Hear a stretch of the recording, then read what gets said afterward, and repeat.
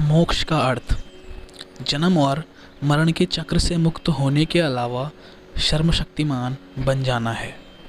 सनातन धर्म में मोक्ष तक पहुंचने के सैकड़ों मार्ग बताए गए हैं। गीता में उन मार्गों को 4 भागों में समेटा है। ये 4 मार्ग हैं कर्म योग, सांख्य योग, ज्ञान योग और भक्ति योग।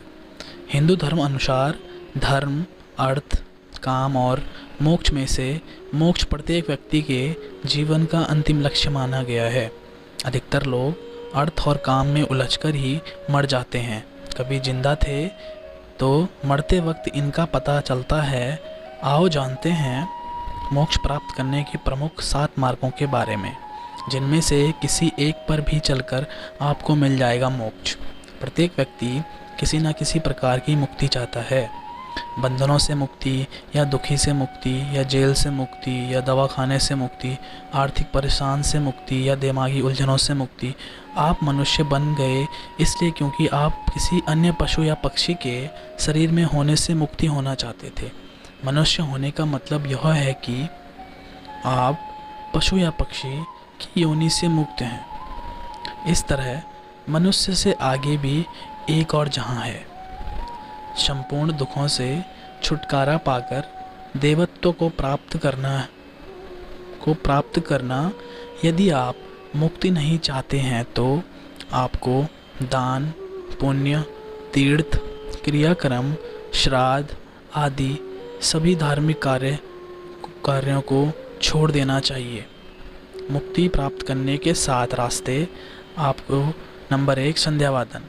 8 प्रहर की संधि में प्रातः, मध्य और संध्या काल की संध्या वादन महत्वपूर्ण होती है।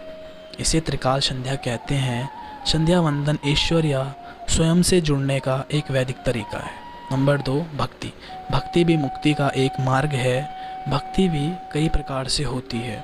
इसमें श्रवण, भजन कीर्तन, नाम जप स्मरण, मंत्र जप, पाद सेवन, अर्चन, वंदन, दास्य, संख्य, पूजा, आरती, प्रार्थना आदि शामिल हैं। नंबर 3 है योग। योग अर्थात मोक्ष के मार्ग की सीढ़ियाँ। पहली सीढ़ी यम, दूसरी नियम, तीसरी आसन मुद्रा, चौथी प्राणायाम क्रिया, 5वीं प्रत्याहार, 6ठी धारणा, 7वीं ध्यान और 8वीं अंतिम सीढ़ी समाधि अर्थात मोक्ष। नंबर 4 है आपके ध्यान। ध्यान का अर्थ शरीर और मन की तंद्रा को छोड़कर होशपूर्ण हो जाना। ध्यान कई प्रकार से किया जाता है। इसका उद्देश्य साक्षी भाव में स्थित होकर मोक्ष को प्राप्त करना होता है। ध्यान जैसे जैसे गहराता है व्यक्ति साक्षी भाव में और ज़्यादा लीन होता है। नंबर 5 है तंत्र। मोक्ष प्राप्त करने का तांत्रिक मार्ग भी है। इसका अर्थ यह है कि किसी वस्तु को बलपूर्वक हासिल करना।